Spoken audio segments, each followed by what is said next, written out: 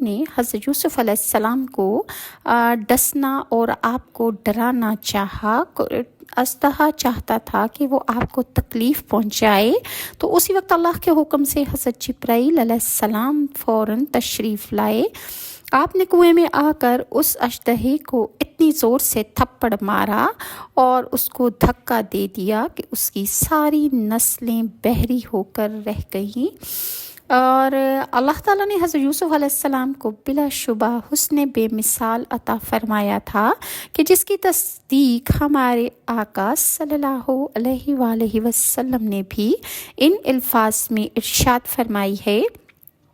رسول اللہ نے فرمایا کہ شب معراج کی رات تیسرے آسمان پر جب میں نے حضرت یوسف علیہ السلام کو دیکھا تو ان کے حسن نے مجھے حیران کر کے رکھ دیا۔ وہ اپنے حسن کے سبب واقعی لوگوں پر فضیلت رکھنے والے